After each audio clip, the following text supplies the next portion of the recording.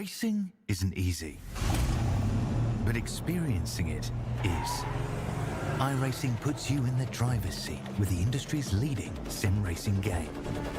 Drive on laser scan replicas of the greatest racing circuits from around the world. Go head-to-head against other drivers chosen by skill-based matchmaking to ensure competitive racing at every level. Compete across all your favorite series. In officially licensed cars, engineered to deliver the most accurate driving experience possible.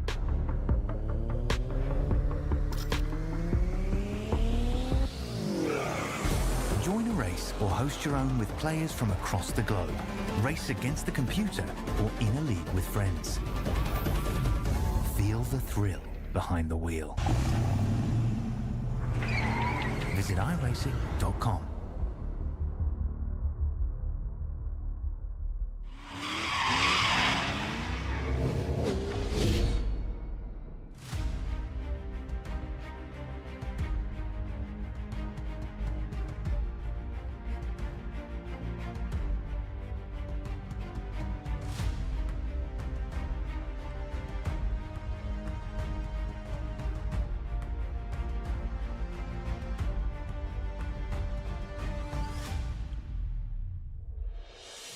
Ladies and gentlemen, welcome to week 9 of the Tobacco Road Cup Series here from beautiful Homestead Miami Speedway. We are on the iRacing official service. It's a Wednesday night, man, and you already know who's in the booth. It's your boy, Mac Nelson, on the prod and comms here tonight, alongside my broadcast partner here, Mr. Emmett Crow. Emmett, man, how are you doing? How are you feeling about Homestead? Well, good evening to you, Mac. Good evening, everybody. You know, Mac, this is going to be. I was out of the car earlier, just getting a feel for this track, and I tell you, this track is it was very tight, actually. So. Expect some, we saw several single car spins in practice, so it's going to be interesting to see how the tires handle this track for sure. Yep, I do agree with you there, and pulling up your season info there, you can see it on the bottom right. It's going to be week 9 of 20. We are at Homestead. It's going to be 135 laps here tonight around the iconic Homestead. 4 total sets of rubber, so we've got the tires that are on the cars, and we've also got 3 extra sets, so drivers are going to have a little bit of difficulty, I think, navigating this very technical section here as we get our track info on screen here. We've got 18 to 20 degrees of banking inside of the corners. The straights kind of flatten out to around a 4-degree banking. Homestead Miami opened in 1995, just 1 year after my favorite basketball organization, the Toronto Raptors, were founded. So, I mean, look at that. Back-to-back years, you're getting prestigious foundings inside of the sports world. I didn't really know how to go there, Emmett. But for the drivers here tonight in the Tobacco Road Series, Emmett, what's going to be their key to advance here and get, close to the front? Well, we saw an unbelievable race at North Wilkesboro last week, and just keeping an eye on, James Johnson had a shot to win this race, made a mistake on the final restart, ended up losing it. James McRae went back to back, so definitely look out for that 27 carrying that momentum and see if that 48 can bounce back as well. Yeah, speaking of, we'll pull up your championship standings here. James McRae in that number 27 Toyota Camry, going to be leading the way with 367 points. Blake Cannon going to be in P2. Cannon, if you remember that is ball knowledge.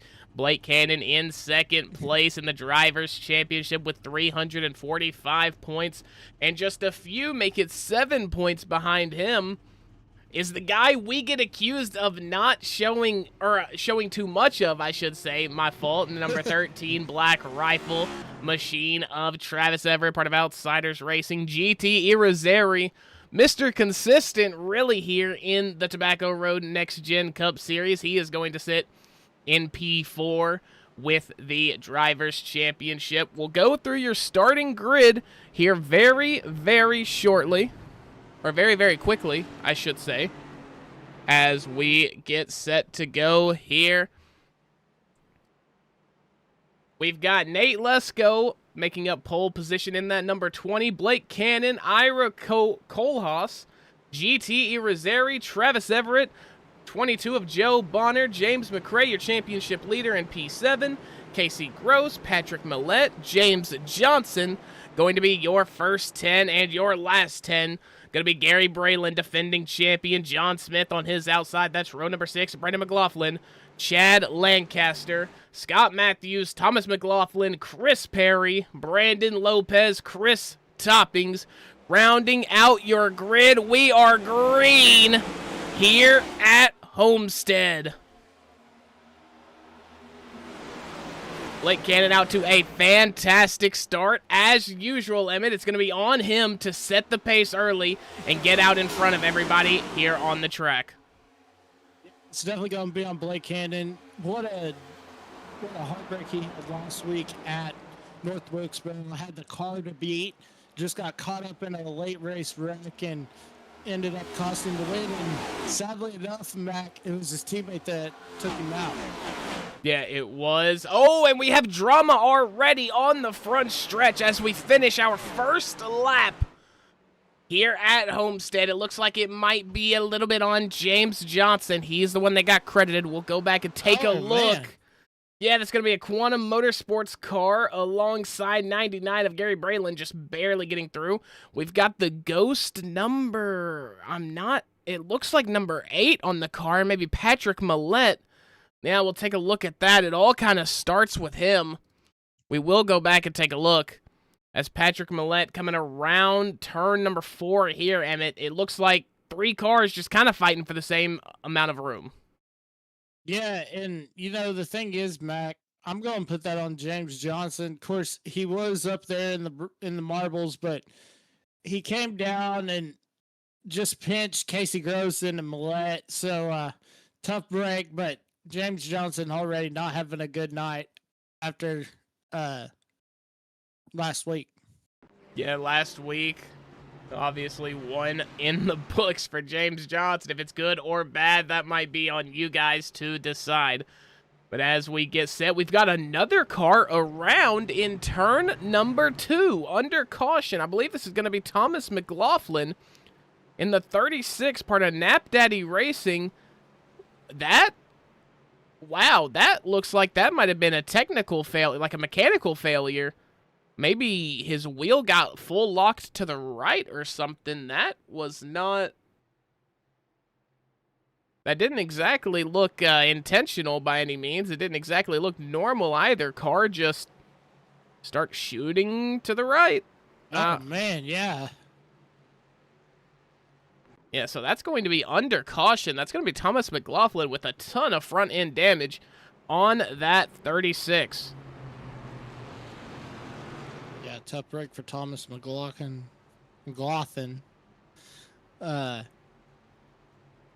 But, I mean, early on, we saw the big wreck. How about Blake Cannon, though, beating Nate Lesko right now? And Lesko, these two had a heck of a show at North Wilkesboro last week, Mac. Yeah, very, very good drives from both of them. I mean, we know that they have a 1.5 mile dominance. We see that every single season here in the Tobacco Road Sim Racing Cup Series. But for a short track, they did a very, very good job. It was very, very close. North Wilkesboro, I mean, obviously, very tight, very technical, very short track. So it's going to bring out a different skill set than maybe a 1.5 miles or a super speedway would. But doing very good there. Now can they change it up and race on one of the, might I say, weirdest 1.5 mile track on the calendar in Homestead? Yeah, it definitely is weird. I mean, if you look at this, you would think that it's just another mile oval, but it is 1.5 miles. And the thing is, in the old days, this track was flat, and you had sand out when they had the road course. You had sand out in the infield. They've taken the sand out since they closed the road course down. But then they went and they did this progressive banking in the turns, and it's produced some great racing. It came down every year for the championship here, and then we moved it to the schedule, and now it's back here for the championship race. So, yeah, Homestead has definitely produced some unbelievable racing for sure. Yeah, without a doubt, going to be a very fantastic show once we finally get running here under green. And that looks like what we are going to do now. Drivers are going to double up. They're going to get stacked up. Nate Lesko, Blake Cannon, the 20 and the 44.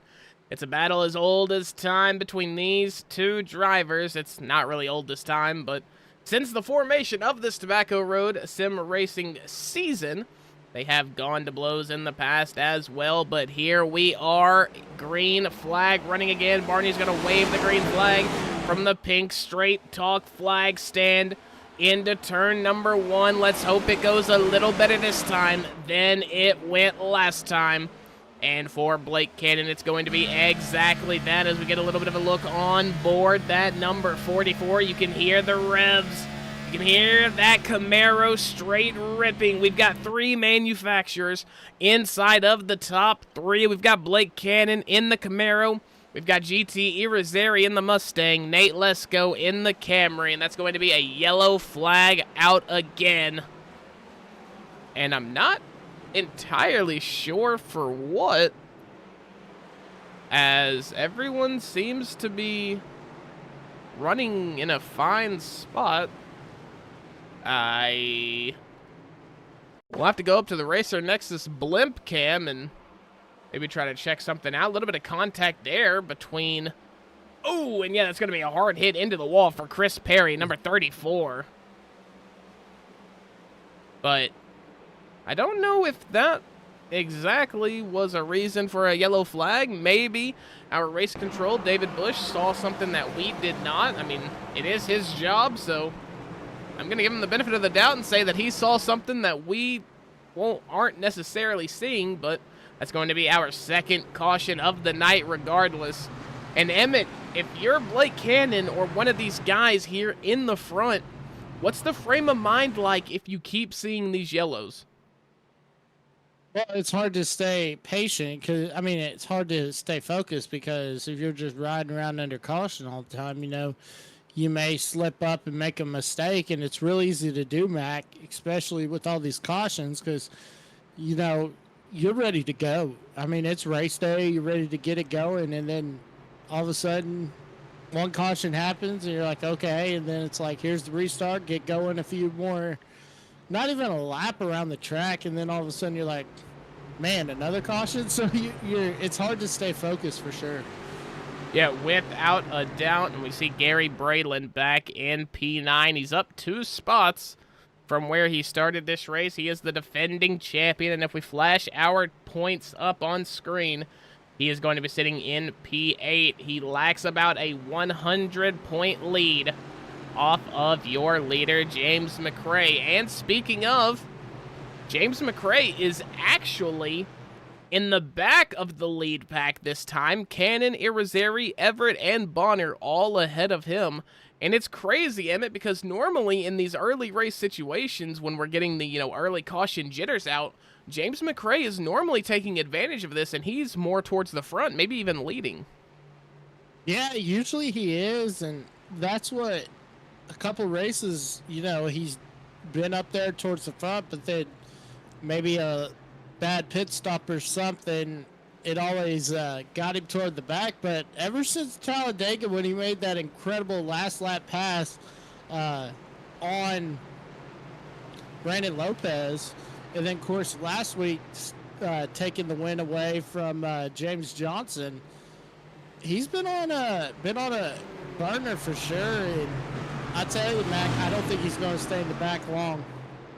Yeah, he always seems to be very quiet, very methodical in how he approaches the races. It always seems like We're 10 laps to go, 5 laps to go, and oh, what do you know? James McRae's just kind of there contending for the lead. He's not flashy, he's not aggressive in his driving style whatsoever, but the driver of the 27 Camry sure knows where to put that car when the white flag and checkered flag are waving. Blake Cannon going to lead us around again. We'll get a good look at Mr. Barney in that flag stand as we come around turn number 4. The iRacing official pace car going to make its way off of the racing surface. That means the hounds are out to hunt. Barney in the pink straight talk flag stand. He's going to wave it green, and we are live here at Homestead.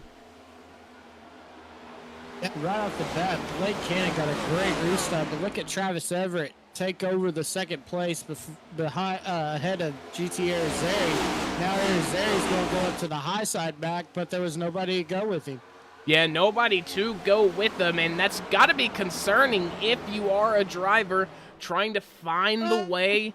You're not exactly following the optimal line. We're 3 wide back there. That's going to be Gary Braylon, James Johnson, and Joe Bonner. All putting in work. James Johnson going to be harassed to the inside. He's going to find a way to squeeze into that optimal lane. Going to be a whole lot of side drafting with the wall here tonight as we see James Johnson already kind of trying to take a page out of that Jordy Lopez book. Jordy Lopez obviously used to be pro iRacing driver. He found the wall riding at Homestead. Really one of the first guys to find it and fine-tune it, him and Rajah Caruth, which Rajah now driving in, I honestly don't even know which NASCAR series, but hey, man, he's pretty much made it, so shout out to him. James Johnson and Joe Bonner doing battle here, the 48 and the 22. It's Chevrolet versus Toyota.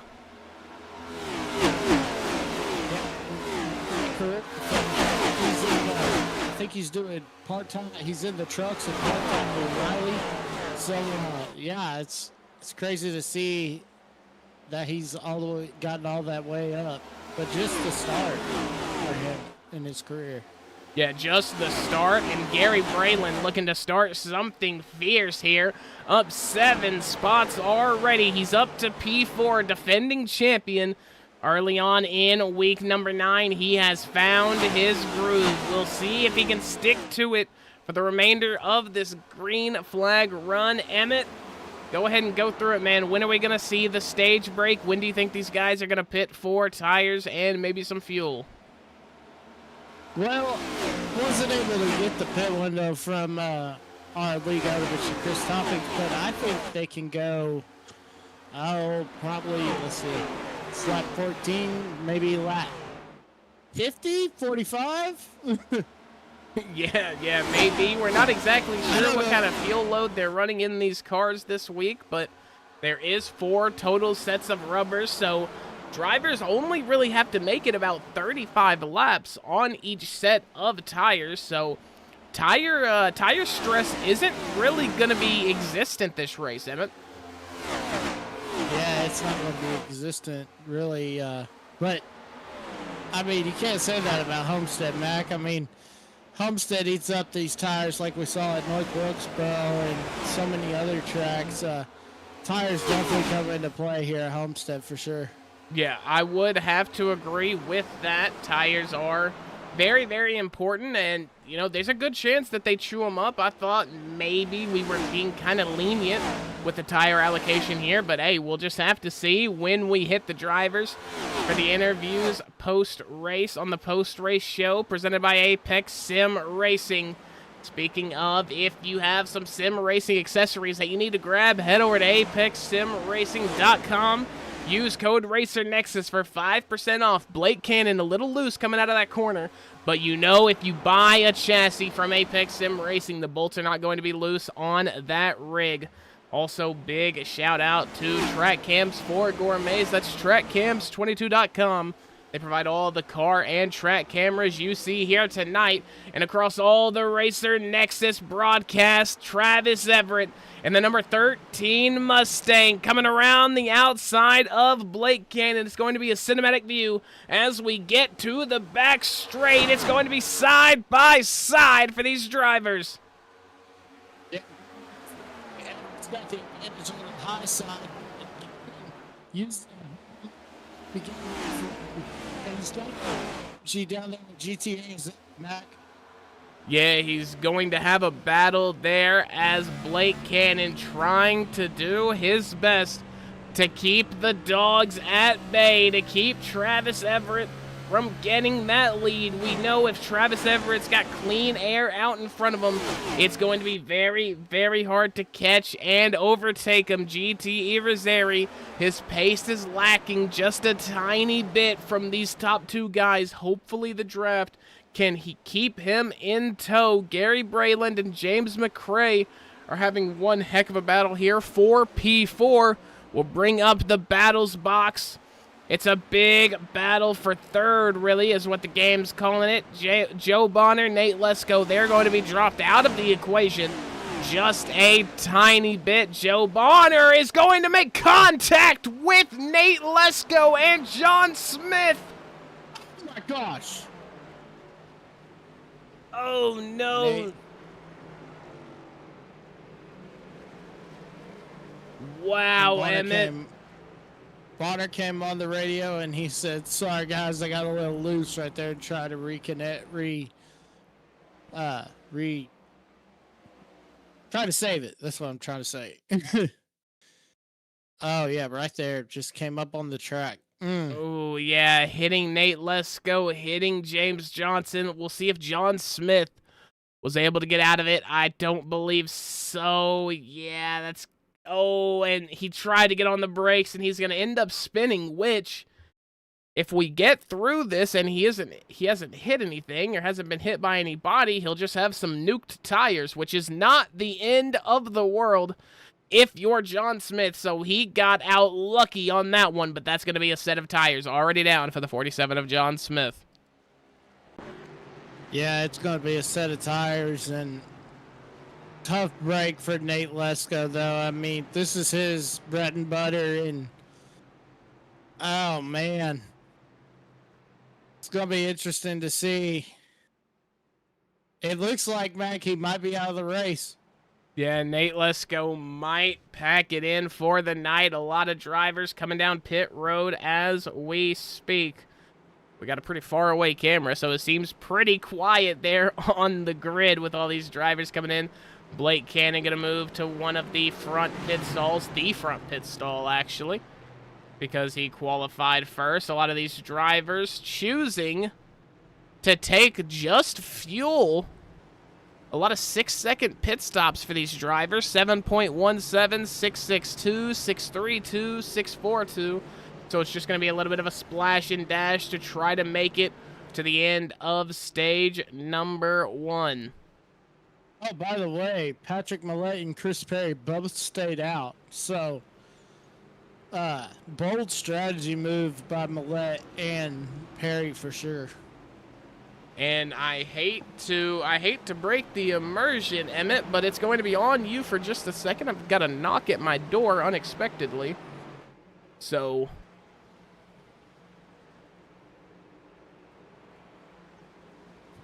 All right, ladies and gentlemen, so while Mac tends to his unannounced guest, we're going to come in working lap number 21 of 135. This is the third caution of the day. Patrick Millett and Chris Perry stayed out, so they'll line up on the front row.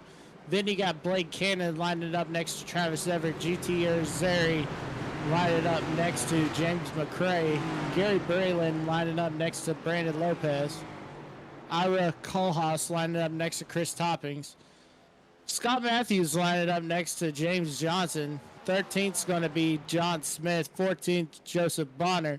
15th, Brandon McLaughlin. 16th, Chad Lancaster. 17th, Casey Gross. 18th, Thomas McLaughlin. 19th, Nate Lesko. And 20th, well, that's our race control, Mr. David Bush. So it looks like Lesko is out of the race as the field works through turn number 2. Little race chatter going on, talking about the caution. And take it away, Mac. Yes, sir, I am back. Nice. It was a friendly old woman just wanting to know some casual neighborhood information. If you guys don't see me next week, you know what happened. We are green flag racing here at Homestead, starting lap number 23. It's going to be on the leader, Patrick Millette. Yeah, Millette's going to get a great restart, but and we're going to get another caution. Oh, no. Chad Lancaster appears to be the one that has done the dirty deed. Oh, and no, that's going to be multiple people spinning. A lot of people hitting the wall in the front. Yeah, it looked like Casey Gross. I don't know what happened. He had to lift. He lifted for something because that car really bounced right there when it hit the bump. And then, yeah, Chris Perry went around. Yeah, we'll take a maybe a little better look at it. Watch the 77 Mac of Casey Gross. Watch this car. Oh, they stacked it up right there. Yeah. Scott Matthews didn't get going. That's what it was. Okay, yeah, so just a little bit of confusion on the green flag drop. That's going to be yellow flag again out for these drivers. And the ghost number 8 of Patrick Millette still leading the race. He has still stayed out, so he's not going to be able to make it to the stage on fuel. So he is going to have to stop at some point unless we just keep getting cautions. But the good thing is, Mac, he's got his teammate Blake Cannon behind him. So, I mean, they'll line up 1-2, but for the moment, it was a good thing to see that 44 machine behind him. Yeah, without a doubt, going to be a sight, a good sight, I should say, for the likes of Patrick Millette, Blake Cannon behind him, Travis Everett, another fearsome attacking driver in P3, GT Irizarry, no slouch either in P4, James McRae in P5, essentially your top 5 we got a car points. taking off. I was wondering what happened to Blake Cannon. That car, he turned right for some reason, but then came back on the track. I wonder if he's just, they say if you bump your tires instead of warm them up, it puts more heat in them. So that's probably what he was trying to do there, Mac.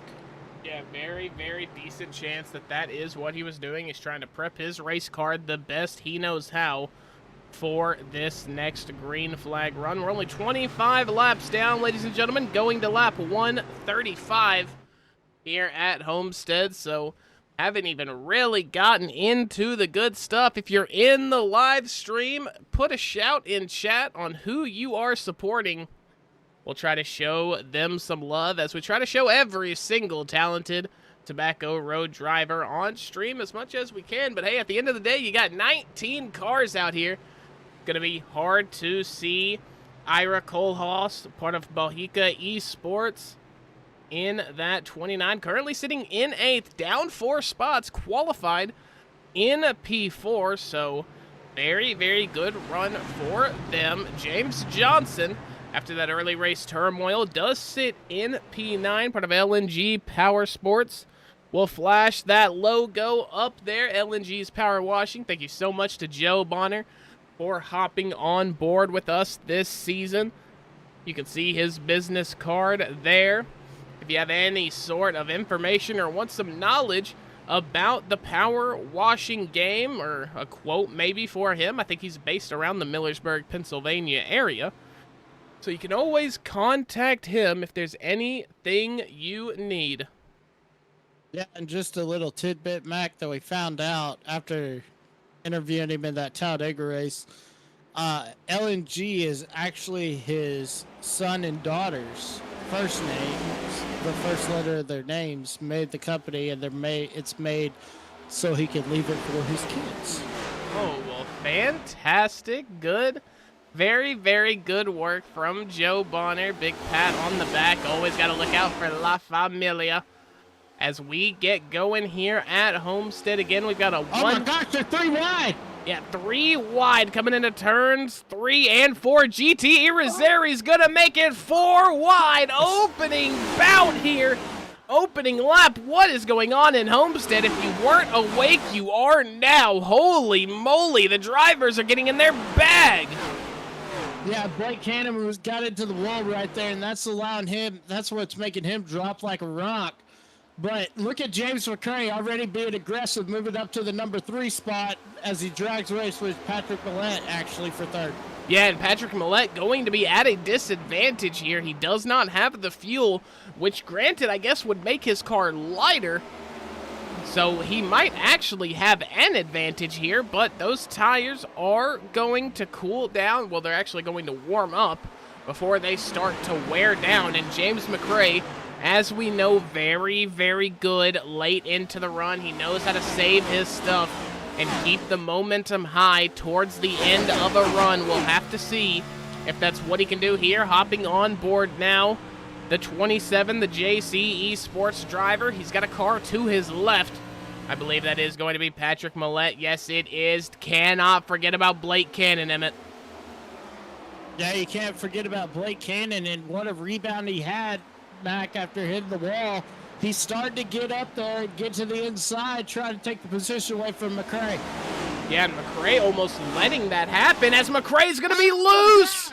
He's down into the wall. Yeah, he is going to save it. Wow, thank God for the very, very extended runoff strip on the back stretch there. If that would have been a closer track, that would have spelt disaster for James McRae. He is going to drop down to P9, though. So all that good work that he has done so far in the race is going to be for Nye. James McRae had to fighting back. But the thing is, Scott Matthews is getting in the wall the last few laps I've seen. So James could take advantage of that and try to take that position away and get back up to the front. Yeah, there is a good chance he is going to do that. Scott Matthews in that number 7 Premier Setups, I believe, is what is on his car. Part of Outsiders Racing. Now Patrick Millett, who is going to be another big loser from that James McRae incident. That was going to cause him to lose a few spots as well, which means defending champion Gary Braylon has found his way onto a preliminary podium spot. But here goes Travis Everett and Blake Cannon. They're side by side down the back straight, lap number 32 here at Homestead. These two drivers have gone to war multiple times. I'm sure this is not the last we'll see of it, but what a chapter, what an installment we have here at Homestead. Definitely, and I just want to add something about Patrick Millett's car. Look how caved in that front nose is, Mac. That's going to hurt him with the aero package and down the straightaways as well. Yeah, he's going to lose a whole lot of speed. He might have the draft to make up for it as we have two cars spinning out. That's going to be GT Irizarry. He's got cars going all around the world around him. We are going to stay green. David Bush deems it not necessary. That's going to be Chris Perry again in the 34, not having the best of days. Yeah, and great call by David Bush not to throw the caution flag because these guys were able to get them secured and get them to pit road. But right now, Blake Cannon goes back to the lead. Meanwhile, Mac. Yeah, Blake Cannon going to be in the lead for right now. Travis Everett living and dying, I should say, by that top side wall. He's hoping to get the side draft from the wall. Now here comes Brandon Lopez. You can't forget about him. Nap Daddy Racing's finest in that number 5 Red Bull scheme. He's always flirting with a podium. He's up 17 spots. He started this race dead last, Emmett, and he is up to P3, and we're only halfway through stage 1. Yeah, the thing is about Brandon Lopez, at Talladega, it just seems like it lit a fire in this team, in this 5 team for sure. And he's been doing really good ever since the second place finish at Talladega. And it'll be interesting to see how he can build on that going forward as we get closer to the chase. Yeah, I agree wholeheartedly. Brandon Lopez in that number 5 doing a very good job. Ira Kohlhaas, who had a little bit of a setback there at the start of this latest green flag run. They have now got themselves into P5. Ira Kohlhaas in that number 29 Camaro. currently chasing down Gary Braylon, who's in the number 99 for Quack Pack Racing. Here comes Ira. As they do battle into turn 1, Braylon takes high, Kohlhaas takes low. And Ira Kohlhaas is going to get the move done on Gary Braylon. I believe it's going to be a drag race down the back straight. And that side draft on the wall is going to gift Gary Braylon the ability to keep side by side with Ira Kohlhaas. Here comes James McRae. He might force the issue, try to split the D here, make it 3 wide. No, he's not going to find it in that window. We'll see when the next one opens up. Cannot forget about John Smith as well, who had troubles early on in the race, Emmett. Now he brings himself back up to P8, and if he can get past these guys here, he'll be right back in the conversation. Says don't count James McRae right there, but yeah, definitely. But Scott Matthews has been shot with the cannon on that inside line, trying to get this position away from John Smith. Sorry, not John Smith. That's Ira Kohlhaas. No, that's John Smith. Never mind. I was looking. There's two blue cars, and it was a little confusing there for a second.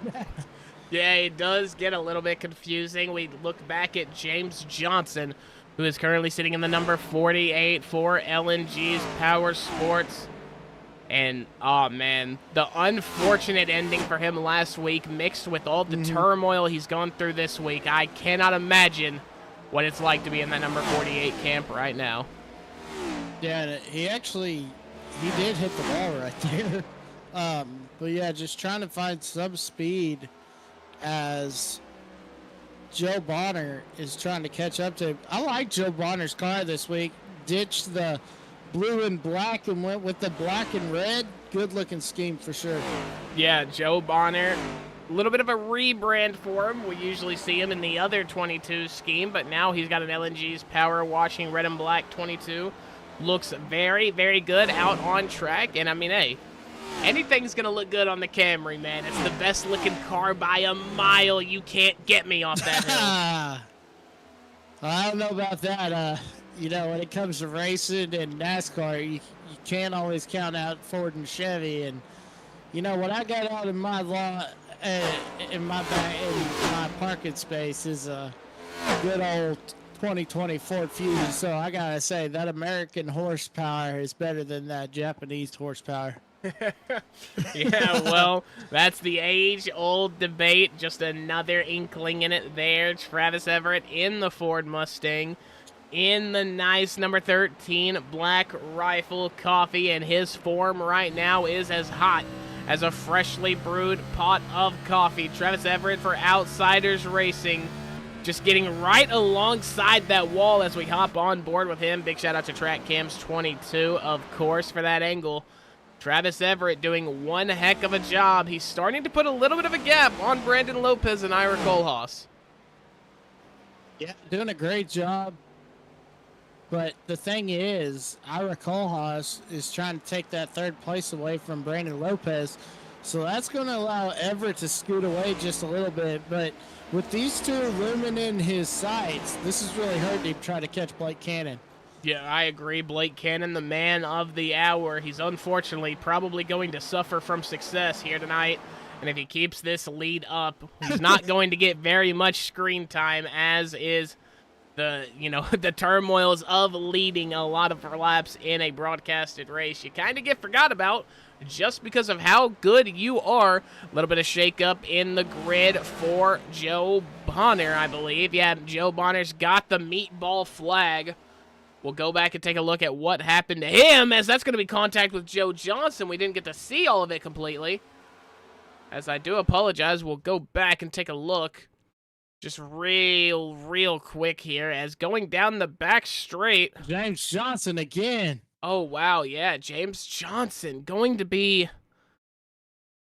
We'll have to get a look.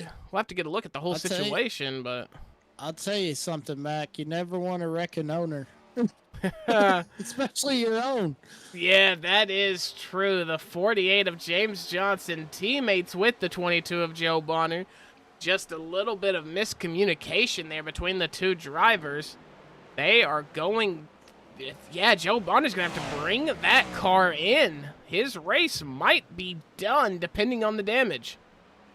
Well, we're getting ready for the stage break, and, I mean, he'll get back. Well, there it is right there. Yeah, and there is the yellow flag. I'm not sure who it's going out for here tonight, as we have our 5th caution of the night. Sorry, I'm just trying to cycle through, as it looks like stage break is not supposed to be scheduled for another little bit. So I'm not entirely sure why that yellow flag came out. Nobody has entered the pit lane. I wonder if it was because they were slow getting onto the, like James Johnson might have been slow if he was getting onto pit road. That could have been it. Yeah, well, there was debris on the track. Oh, there could have been debris. Yes, that is a very, very good point. Could have been debris on the track from the collision with the 2 LNG Power Sports drivers. But nonetheless, we are yellow for our 5th time here tonight. Lap number 47. And Emmett, 5 cautions in. We're not even halfway through the race. If you're a mid-pack driver who seems to be being collected like a, pack of Pokemon cards, well, what's the frame of mind? What's the situation here? How do you handle it? Well, you got to catch them all. But, what I'm thinking is, if I'm mid-pack and we're getting close to the stage break, I'm going to stay out right here and get a little track position. We saw Patrick Millette. He actually could make the run for the short run, but when we got to that long run, he started dropping like a rock.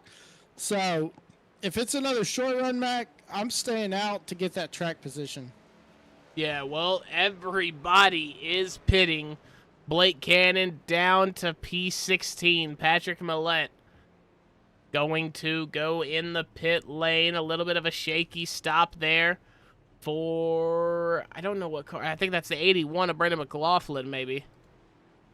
No, I forgot he is in the Kolsch car, but either way, all drivers taking tires, maybe not fuel. They all have about 15-second stops, so I guess it really doesn't matter. They probably topped off while they were getting the tires changed out. So it's going to be a fresh set of rubbers for all these drivers trying to make their way to the end of stage number 1. We have stage number 1 planning to end at lap 65, as we saw last week, I think it was. That can be stretched or changed a little bit depending on the circumstances, so we'll have to see once we get there. But it's going to be a mad dash, Emmett, to the stage 1 break. Oh, wow. Breaking news. Heads up. James Johnson was let go of LNG Power Sports last week, which is now called LNG Racing. That comes from the head honcho, Mr. Joe Bonner. Oh, wow. Okay, so... Wow. So, could have been a little... Oh, wow. Daniel Suarez, Ross Chastain action from Vegas this week. Things have changed. The tables have turned. Now we have to look at foul play and malicious intent, maybe. James Johnson in the 48 and Joe Bonner in the 22 clearly not seeing eye to eye. And that continues into this week as they're separated on their own way. So now we've got Blake Cannon, who is the leader of this race. He is part of LNG Racing. It is no longer Power Sports. LNG's Racing. He's up front. Meanwhile, there's drama going on in the back. Drama going on. If we take a look right here, let's see. Well, I don't know what you're talking about. Drama. I don't see anything. So. Well, I'm saying the drama between Joe Bonner and James Johnson. Yeah, I don't think it was. We're just making good TV. You got to do that, but. Yeah, here we come down to the green flag, and it's going to be Travis Everett who gets spun around. Oh, no, we're going to go yellow again. It's going to be on Travis Everett, Scott Matthews, Casey Gross, Chad Lancaster, Patrick Millette, all having a moment. We'll have to go back and take a look. We'll get it ready in the oh, I almost said Sky Sports, in the NEXUS Racing shopper cam here. We'll take a look at Travis Everett here. He is going to be what starts it. Green comes out. He jumps it, runs into Brandon Lopez. That's going to cause him to get into the 47 of John Smith. Or actually, I take that back. That was the 29 of Ira Kohlhaas. Then getting into the back, or to the front of Gary Brayland. I mean, GT Irizarry going to narrowly avoid it. But Scott Matthews in the 7, he is going to get collected. That's going to lead... Oh, what car is that? That's the 02 of Chad Lancaster. He is going to spin out, run into the 12 of Chris Toppings. You can see that on the right side. The 8 of Patrick Millette's going to have nothing to do but run into the 02 of Chad Lancaster. That's going to be just a whole bunch of, well, we said it earlier, drama here at the start-finish line. Yeah, crazy for sure. Wow, as now we go yellow again here. Ira Kohlhaas pulling it in to the pit lane. Barney has had his work cut out for him in that straight talk flag stand, waving that yellow flag. This is our 6th caution of the night.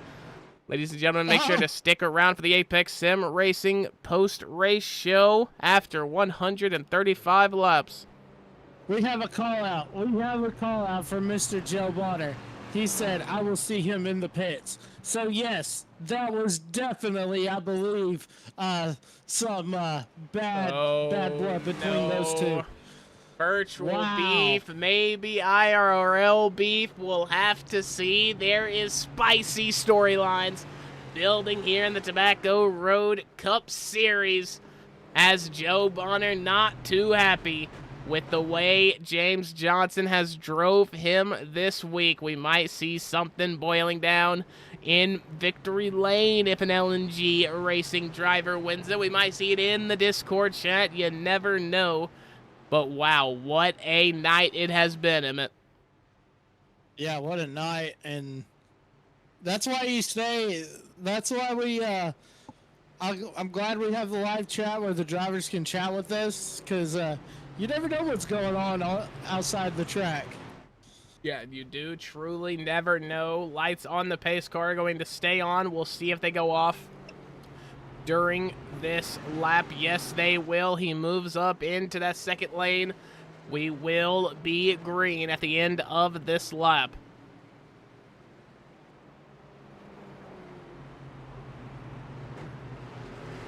Sorry about that, Mac. I had to crack open a nice cherry float Coke Zero sugar. Ooh. Wet my whistle. Yes, sir. Yes, sir. I've got the nice, I don't even think it's Nestle anymore, but Pure Life water. The absolute goat of waters. You can debate a hill. I'll die on it. Pure Life is awesome. Deer Park water. Might I just say this? If we're in the spirit of calling out people, I might as well just call out Deer Park. That water is awful. That is the grossest water I have ever drank, and if you drink Deer Park, I know your breath stinks. You got brown teeth. Yeah. You might have. If you're drinking that, I don't know. I don't even know what's in that, because that's not water. I'm almost sure. But Blake Cannon... Sorry, go ahead. I was going to tell you before we go green, I used to live, when we first moved there, there was a deal because the water was high in fluoride. It was turning people's teeth brown. Oh, wow. That is gross. Green flag racing here for what I believe is the 6th time, maybe 7th. That's not even a 6-7 joke, but we are 3 wide for P2. It's going to be James McRae, it's going to be John Smith, and it's going to be James Johnson, who once again finds himself up here towards the top of the lineup, even after all the turmoil that went down with the 22 of Joe Bonner. He is going to be following closely behind the 47 of John Smith. Blake Cannon still out in no man's land, it seems. Mac, we have a request from Nate Lesko. Can we drag Joe Bonner in here and ask him about the wreck?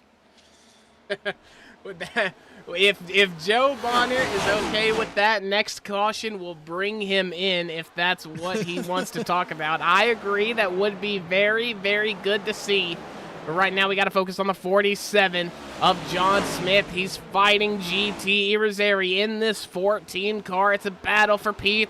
GT Irizarry, very defensive. It's very hard to get around him, but I think we've seen in the past few weeks, Emmett, he is getting increasingly better at going on the offensive and actually overtaking for positions. GT's done a really good job, and we've seen that through this season. He's been on one for sure. The only bad race he had was Watkins Glen, but I mean, the only one that had a good race at Watkins Glen was the guy in front, Blake Cannon.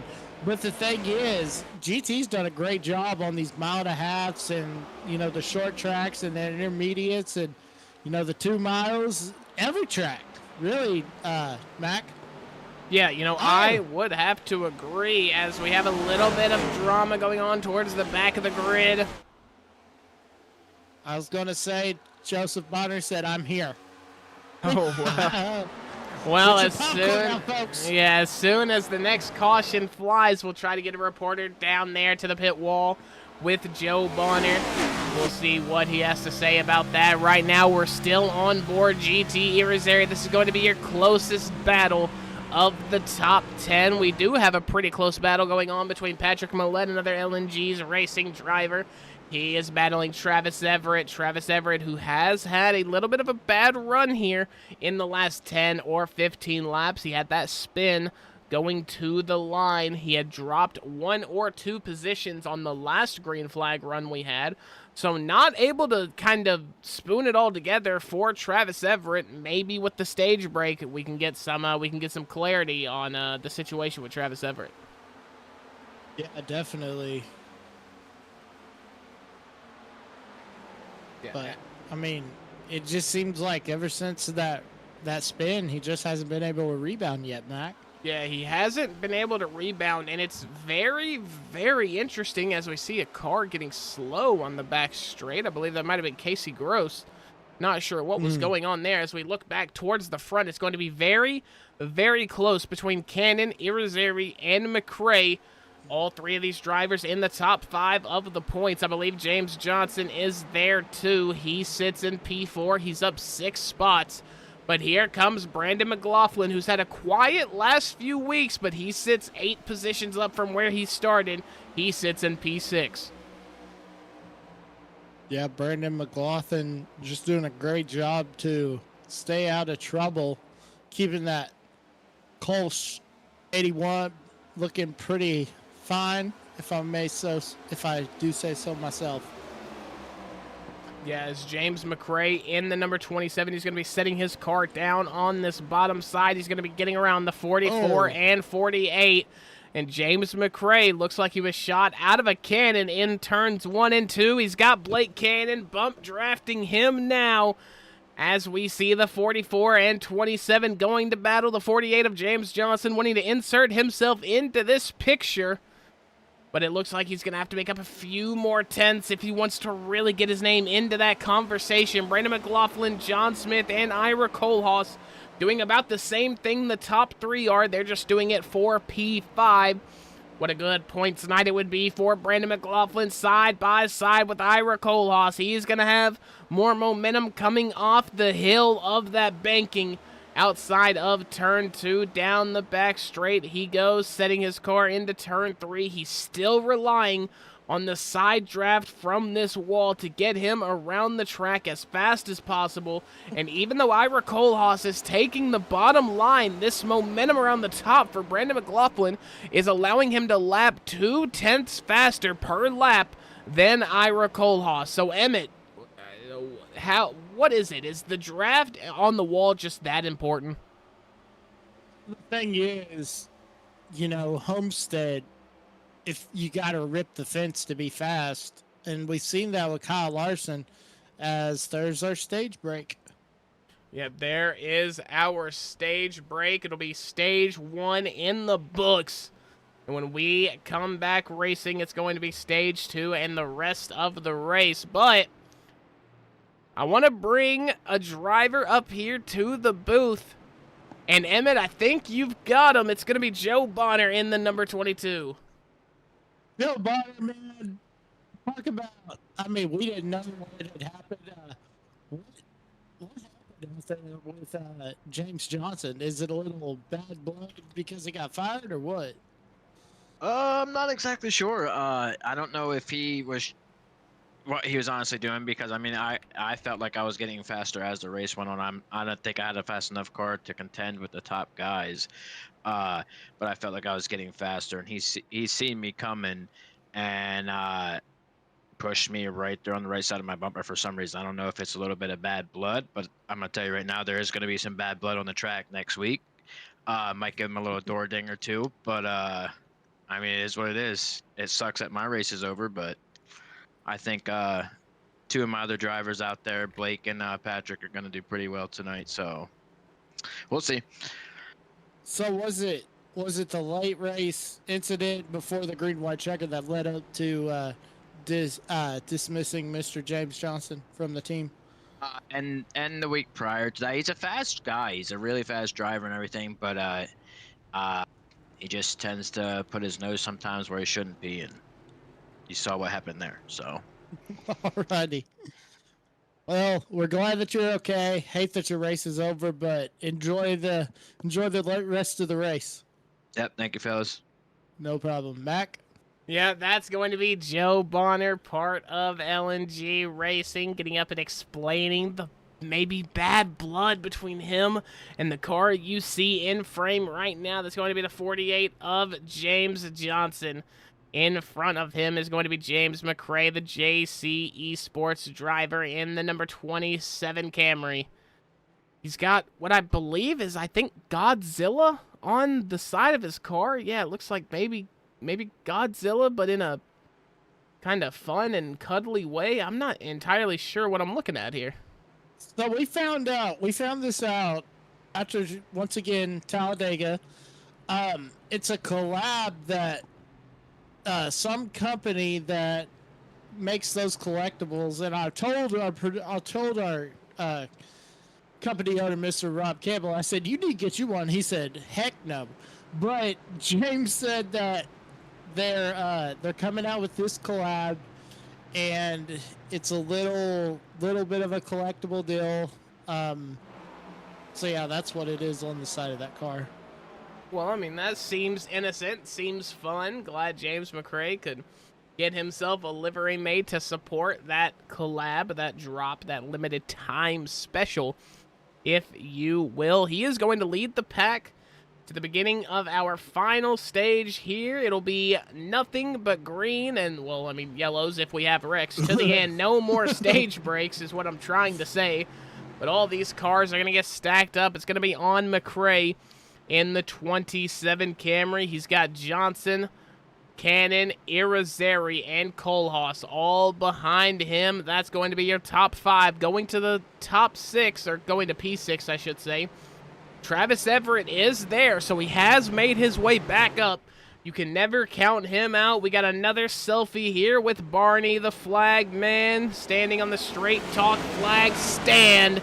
Ira Kohlhaas down to the inside quick. Not exactly sure what that was for, but Ira Kohlhaas going to drop down the grid. James Johnson still up where the angels sing in that top line, trying to ride that wall draft to the best of his ability. James McRae being very, very pressured by Blake Cannon in the 44. We knew it was coming, and now that Blake Cannon has no stage break to worry about, side by side they go down the front straight. It's going to be a 2x2 with Johnson and Irizarry doing essentially the same thing behind Cannon and McRae. They keep it side by side through turns 1 and 2. What are we witnessing here at Homestead?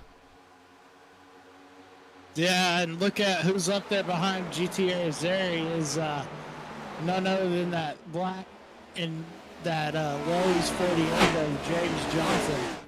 Man, got in the wall right there. Yeah, it's not going to be like the current dirt build on iRacing where wall tapping makes you faster. It will make you a whole lot slower here. So James Johnson better not make a habit of doing that if he wants any chance to get towards the front here tonight. Cannon and McRae are still side by side. Going to be a little bit of a momentum difference from Blake Cannon. That's going to allow him to squeeze in front of James McRae, but James McRae in that dirty air, still trying to figure out how to get around Blake Cannon here in the 44.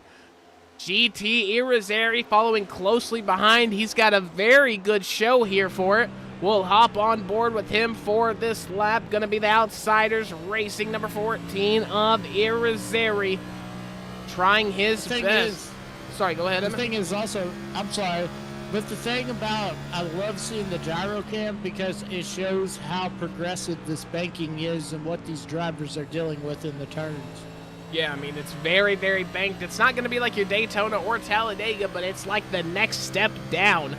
So it's going to be very, very banked in these corners. And what that allows these drivers to do is get into that situation where they can take that high line. They can get the momentum around the car they're trying, because coming down off that high line towards the back straight or front straight, that's going to be a lot of gravity going your way, and that gravity is going to turn into momentum. Yeah, and I just want to make a correction, Mac. It's LJ&E. LJE Racing. LJE. I don't know. It was that Joe just typed that in, so LJG. we get that corrected. I believe LJG is what he has typed, not LJE. So yeah, LJG. That's what I was saying. LJG. Okay. All right. So sorry about that. We're gonna have to get that, imported on the driver information side of things. So once again, big apologies to Joseph Bonner for butchering the team name for what feels like ever now. As a courtesy, we'll go ahead and flash that logo up there for LNG's Power Washing. So might have to be sent new logos on that if anything changed there. There's the business card. You can contact them via email or phone number. I believe around the Millersburg, Pennsylvania area. Joe can correct me if I'm wrong there, but it's going to be pretty spread out between our top three guys here. Cannon going to have an 0.8 of a second lead over James McRae, who then has a 0.7 of a second lead over GT Irizarry. A 1.5 seconds will bring you back to the rest of the grid that consists of Johnson, Brayland, Lopez, and McLaughlin, all trying to get towards the front. Yeah, Joe Bonner just said, all good, thanks, fellas. Well, yeah, we appreciate you, Joe, and we appreciate the commentary at the stage break. We appreciate you for hopping on board with the network and all of that good stuff. James Johnson still out here on the high side. He's going to try his best to lap faster than he is right now. He's 0.3 off what these leaders are currently running, so the positions might just start to fall for Johnson as we see Gary Brayland in that number 99, defending champion, might I add. So he has got a heavy chip on his shoulders, because if we flash the points up here again, you can see that Gary Brayland, who's listed as Ronald, is in P8 in the championship standings with 262 points. So almost a full 100 back from the leader, James McRae. Brandon Lopez is going to get very, very close to these two drivers as they're doing battle. He wants a little bit of that side draft as well, but in the form factor of a race car instead of the wall. Gary Brayland still trying to attack James Johnson here. Brandon Lopez has got himself a little bit of a run here, but here comes Johnson with the help of Brayland. And these three, they seem to do battle at one point every single week. And here we go, here at Homestead, they're doing it again. Yeah, James Johnson just hit the wall a ton right there. Yeah, but honestly, it's not going to hurt his run as he is still out a few car lengths ahead of Gary Brayland. Yeah, it actually makes you a little faster. Yeah, so who knows? Maybe this is the dirt racing build that iRacing has so dearly messed up. Wow, the competitive dirt scene, if you're not aware, if you don't follow that community, ladies and gentlemen, it's in shambles right now. A lot of drivers very, very angry at the fact that you have to beat the wall down to go fast in the current iRacing update.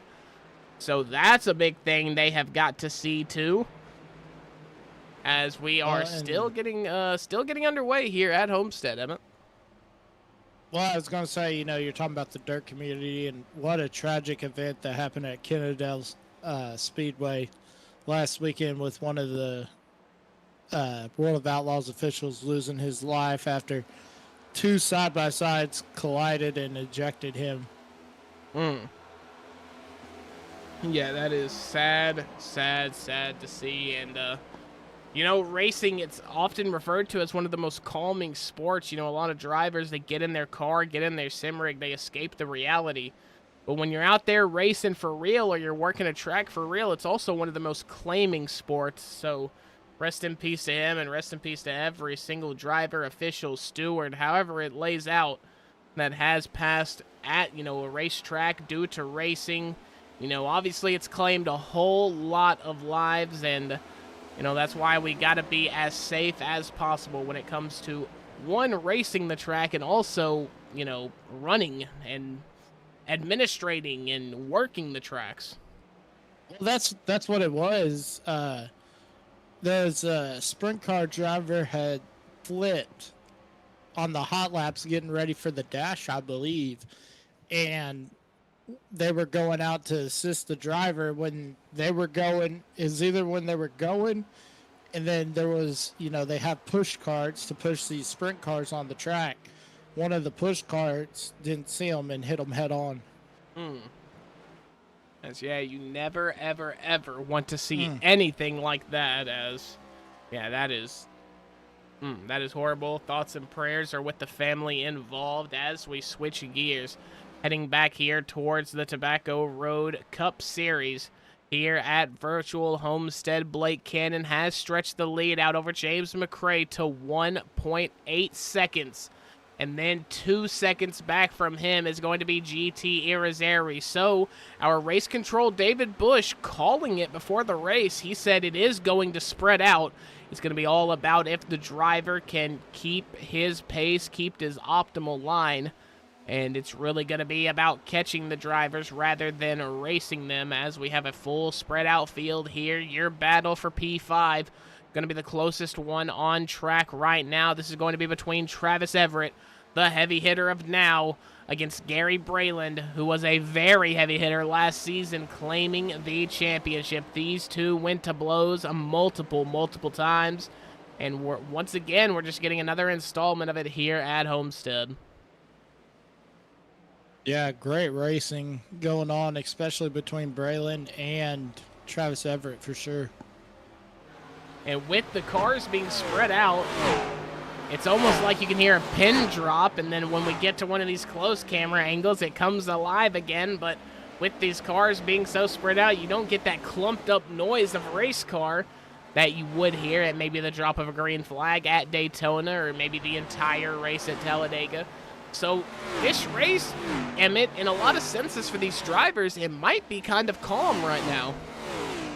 Yeah, it definitely is, it's all about, as James Johnson just came on with the radio, that he is coming into pit this time, so green flag stops are probably about to happen, Mac. Yeah, it looks like James Johnson might be a little early in the window, perhaps, but James Johnson coming down pit road, he is going to etch his spot in lap number 85.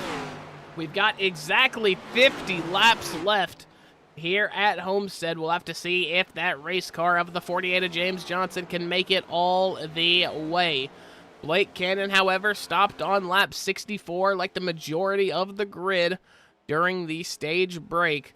So that puts him at around 21 laps along with the rest of the grid. That is their current stint, as they've still got a good ways they can go if they want to. I guess at this point it's kind of up to the drivers whenever they want to pit. Yeah, that's what I'm thinking as well. And, with Blake Cannon, now you can clutch in the turns since you have a big lead, as Brandon Lopez has moved into the second position meanwhile. But looking right there, see, Blake Cannon, he is clutching it in the turns, Mac. Yeah, I do believe you're right. Pulling that clutch just a little bit, or I guess pushing that clutch would be a better way of saying that. But Brandon Lopez currently sitting in P2. He got around, well, I guess not really around James McRae. James McRae came into pit, so that means Brandon Lopez goes up to P2. He's up 18 spots. He's obviously not going to keep this spot because he does have to pit. However, Very good drive from the 5 of Lopez. Well, and the thing is if Blake Cannon comes in, would he stretch it a couple more laps and then come in and try to jump him in the pit cycle? Yeah, I mean, we're at pretty much a guaranteed one stop right now, so drivers are going to be able to get in their bag. They're going to figure out what exactly they want to do when it pertains to the race strategy here, Emmett. And if you're, the likes of Gary Brayland, Ira Kohlhaas, John Smith, who has their rightful place up towards the front, but maybe isn't the fastest car on the grid, how do you plan your race strategically to give yourself the best spot to win? It's a great question, Mac, and it's all about, what the guy in front of you is doing, and you want to try to jump it, but you want to have, like you said, that strategy to win. So it's all about hitting your marks, not making any mistakes on pit road as we see Casey Gross coming in, but just hitting your marks, not getting any speeding penalties or anything, or not merging too early before the blue cone or something like that. So it's a mental focus really more than a driver, like a car focus. And I mean, for Blake Cannon, when he comes in, he could get a speeding penalty and it could end his night or something like that, Yeah, which I think, if I'm not mistaken, I think that has happened once this season already. I don't know if it was Blake Cannon, but I remember a leading driver did get a speeding penalty when they came into the pit road, and we now have a yellow flag. Looks like Gary Brayland and Travis Everett are going to be the ones who are getting collected this time. We'll have to take a look. Oh, as we see, Travis Everett, I think, got a little loose and unfortunately just kind of spun into Gary Brayland. That's going to be those two. If I'm not mistaken, I think that's going to be their second time. I don't know if they're going to have a quick repair. Yeah, I don't know, but it just looked like, and that's what Travis came over. He said, "I apologize, Gary. I just tried to overcorrect it and didn't mean to collect you." But yeah, tough break for those guys. And Travis Everett, who had a unbelievable car. Yeah, Travis Everett looked very, very quick tonight. Looked like maybe the win was his to grab. Unfortunately, I don't think that's going to be the case anymore.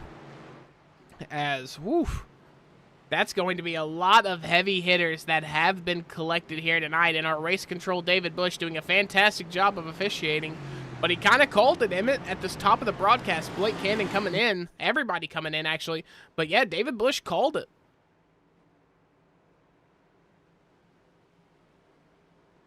Yeah, they're just discussing the wreck. But yeah, it's a very interesting call for...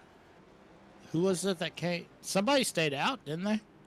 I don't believe so. It looks like... Okay, I saw Thomas McLaughlin stay out, but that's just because he was probably a lap down, I believe. Yeah, it would make sense. Thomas McLaughlin probably getting his lap back due to the lucky dog. He did have a little bit of a moment earlier in the race. I'm sure it did net him a lap down. But good news for all the drivers. They are on the lead lap. The only one not is Chris Perry, who does sit at the front.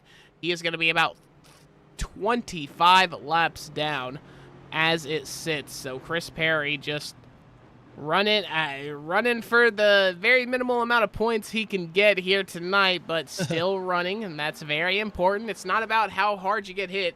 It's about how hard you get hit and keep moving forward, as Blake Cannon is going to be working his way the only way he knows how, and that is forward and fast.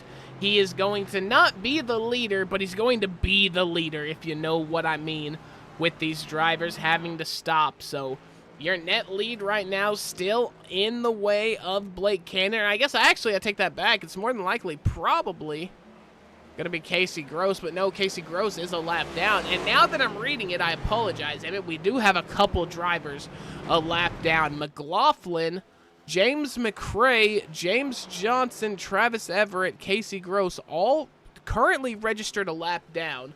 Lights are still on the pace car, I believe, so I think there might be some... No, never mind. Lights are not on the pace car, so I'm not entirely sure. They got the wave around. Yeah, I think they do currently have the wave around. Yes, they do. They are coming back. They are going to join everybody. So it is going to stand. Patrick Millette is the only driver that is going to be a lap down, besides, obviously, Chris Perry, who is a lot of laps down. But Blake Cannon, Brandon Lopez, GT Irizarry, going to be your effective front three here as we get set to go towards our 94th lap the next time we cross the stripe. The thing is, Mac, we're getting down to, you know, less than what? 40 to go? 50 to go? Yeah, 40 to go here. Oh my goodness, I almost spilt my water all over myself. Sorry for the jump in my voice. We are green. Oh, they're 4 wide in the back! Four wide in the back. Yeah, I didn't get to see it, but James McRae and James Johnson putting a work in on the back half of the grid. And man, these guys, they know they deserve to be at the front. So they are going to try to get to the front by any means possible. James McRae in the number 27. James Johnson going to have a little bit of a moment hitting the wall, as he has done a lot of times here tonight. He just can't seem to get it really batted down. He cannot get the line going into turns 3 and 4. He seems to be all right through 1 and 2, but a little bit of mistakes shining through in turns 3 and 4. We head back up towards the front. Blake Cannon still going to be out in front with GT Irizarry and Brandon Lopez right behind him. Yeah, and look at Lopez. I mean, now he sets back in third since Irizarry got around him.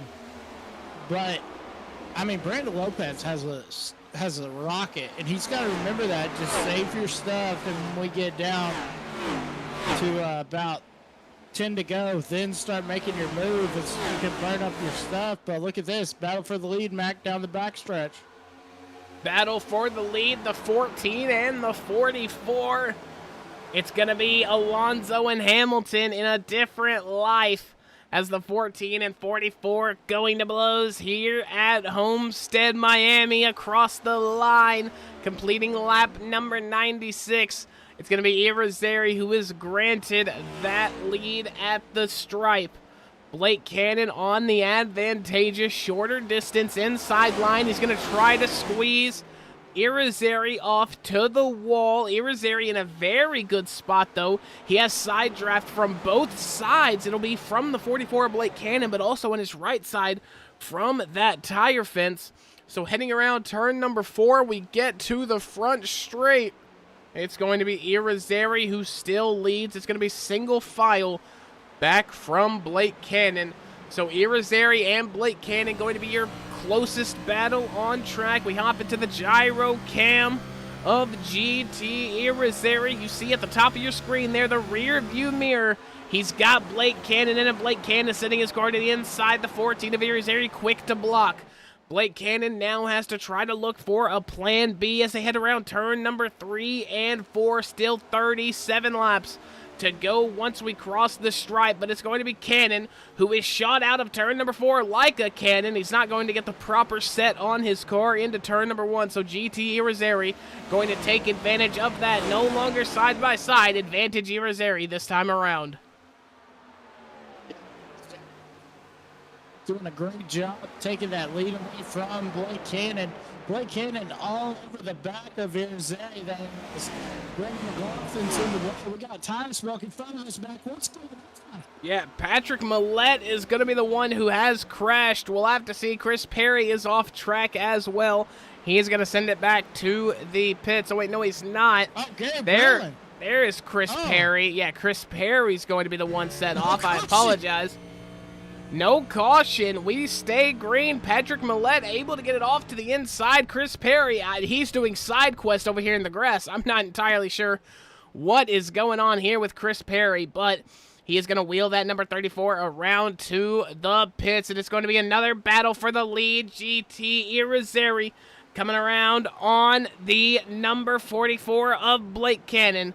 Still going toward GT Irizarry. Going to have a clear advantage again. Blake Cannon, that's the second time he's gone for that leading spot from GT Irizarry, and he has not been able to get it done, and that just goes to show the craftsmanship when it comes to defensive driving on the side of GT Irizarry. Yeah, GT Irizarry doing a great job. As I mean, he's doing it. Now he's getting into lap. This is going to be interesting with the lap car of Thomas McLaughlin. As McLaughlin moves high to get out of these guys' way. Oh my gosh! Yeah, they're going to split the difference. GT Irizarry using Thomas McLaughlin almost like a pick. He's like, hey, Wimby, come here. I got to get to the rim. As GT Irizarry is going to go around Blake Cannon. He's going to use that pick to kind of separate himself from the likes of Cannon, of Smith, of Lopez. 3 angry Camaros all behind this Ford Mustang of GT Irizarry. He's not going to have any manufacturing help. 4 cars back. He's got Brandon McLaughlin in the 81. That's going to be the only Mustang around as Cannon, Smith, Lopez, Matthews, and Ira Kohlhaas are all going to be repping that Chevrolet Strong Camaro.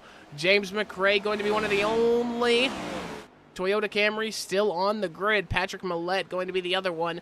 Joe Bonner and Nate Lesko obviously have had their turmoils, had to end their race early. James McRae currently sits at the back of the leading pack. It's going to be 3 wide with McLaughlin, Matthews, and McLaughlin. As, whoa, a little bit of a blink there from Brandon McLaughlin. Maybe Thomas McLaughlin hogging up all of the internet there. I have no clue. Actually, I'm pretty sure this is a deja vu moment. I'm pretty sure I've said this exact sentence. I don't know if they live in the same house or if they're related. I think one of them typed in chat. I think one of them typed in chat and said they do not live in the same house. So I cannot make that joke anymore, unfortunately. But Brandon McLaughlin here, as we go off for a little second, I do apologize there. But he is going to be battling Scott Matthews for this P5 spot. Still a little bit of a connection issue. That's one of the downsides of the online sim racing scene that we have here before us. Scott Matthews not going to be able to find the pace around James McRae. I mean, James McRae is like flying out of a cannon, man. 30 laps to go once we cross the stripe here. Blake Cannon is going to get a pass on GT Irizarry for the lead. We'll go back to that if anything happens between Matthews and Kohlhaas. We will update you, but for now, Emmett, it's 2 Titans going to war. 2 Titans go to war for sure, and look at these. I mean, GT Irizarry is there. He just doesn't have enough side draft or enough air, clean air to get around Blake Cannon. Blake Cannon doing a great job keeping GT Irizarry behind him. Yeah, doing a very, very good job. Like you said, if we go back to 3rd place, John Smith, who has had a quiet night. He got collected towards the beginning of the race in a little instant. I think he used a quick repair, and he has been fine since then. But the Nap Daddy Racing driver in that number 47 doing one heck of a job trying to work his way towards the front, towards Irizarry, and towards Blake Cannon, but it's going to be almost a second's difference between Irizarry and John Smith. I mean, Cannon and Irizarry tonight have been in a league of their own. Yeah, they really have.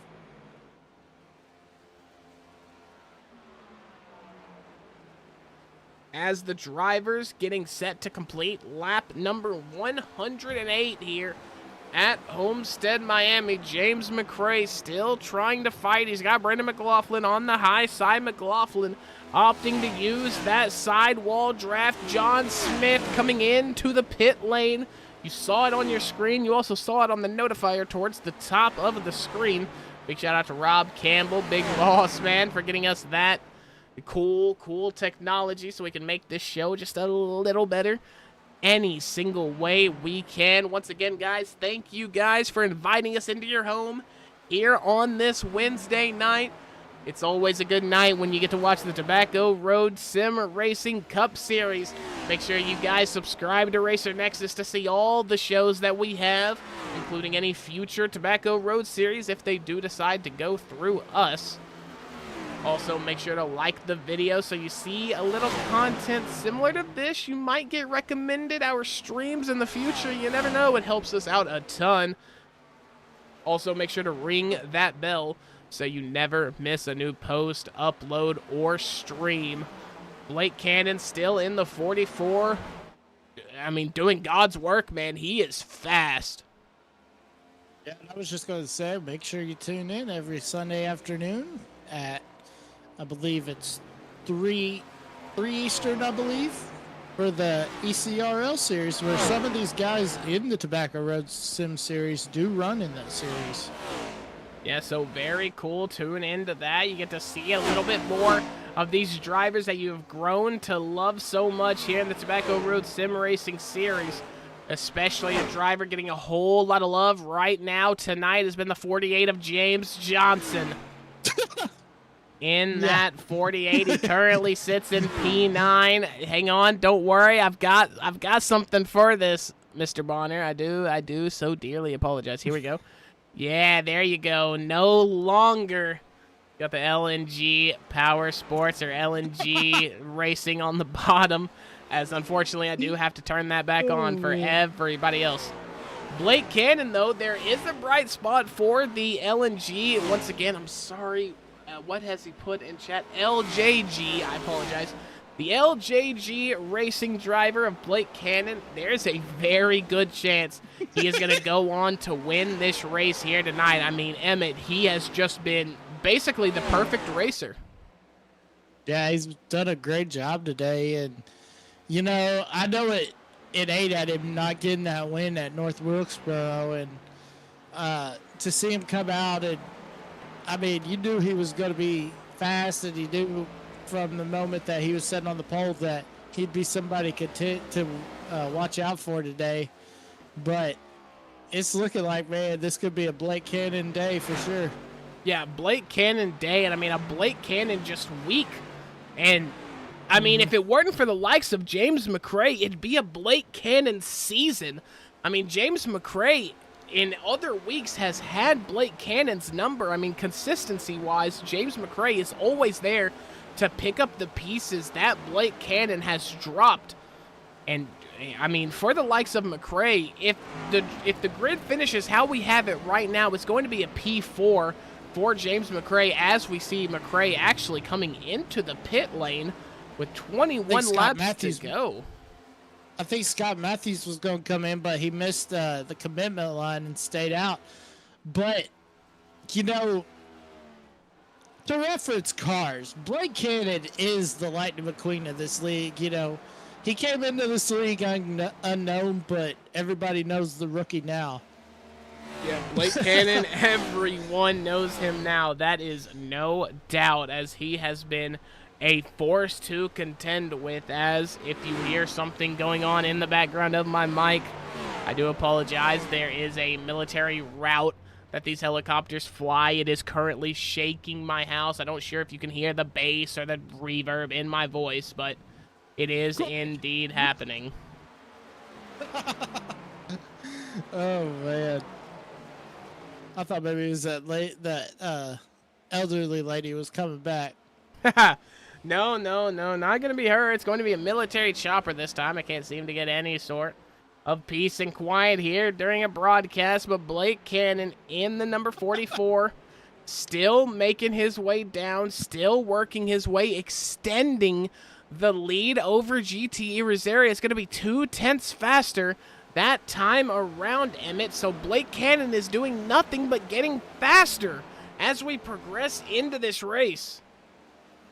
And the thing is also, you know, with James McRae coming down pit road, these guys are a little bit longer laps than James, not much. So, Mac, we may see green flag pit stops play a factor in this finish. Yeah, there is a very decent chance that that is going to happen. I'm not sure the strategy that Blake Cannon is on. I'm not sure if he is going to have to make another stop. I assume with all these other drivers coming in that he is going to have to, but we are sitting on lap 117. We'll be starting 118 as we get past the start-finish line here. Blake Cannon in the 44. Still, I mean, we can watch him all day, but I mean, he is just, there's nothing. It's been the same thing every single lap. as GT Irizarry Casey Gross now making his way into P3, and a shocker, he is last seen going in at lap number 88. So if they can stretch this finish, man, what a strategy being called by these top 4. Yeah, and you can tell Blake Cannon is in save mode because, I mean, you could just see that car. He's clutching that thing into the corners. Yeah, so maybe trying to work out a strategy where he stops one time less than everyone else. Casey Gross currently sitting in P3. He's had 8 pit stops here tonight. Going to be tied with Patrick Millette for the most, and Brandon McLaughlin, I'm sorry. All 3 of those drivers have taken 8 different pit stops inside of the 120 laps we have now ran. It's going to be 3.5 seconds that make up the difference from Blake Cannon to now GT Irizarry. Casey Gross coming into the pit lane. I'm not sure if Chris Toppings will be next. Excuse me, that was disgusting if you heard the start of that burp. I do so dearly apologize. But when you're yapping for an hour and a half about the good racing we see here at the Tobacco Road Sim Racing Next Gen Cup Series, you're bound to have a little bit of reflux come up. Yeah, that's the good thing about doing color. You don't have to yap as much. Yeah, but I enjoy it. Hope you guys are enjoying the broadcast as well. GT Irizarry going to be going to battle here with John Smith. Good news is for John Smith that this is, or for GT Irizarry, I mean, this is not for position. John Smith going to be 1 lap down from GT Irizarry and Blake Cannon. Chris Toppings, the only other driver to be on lap number, or to have completed 121 laps.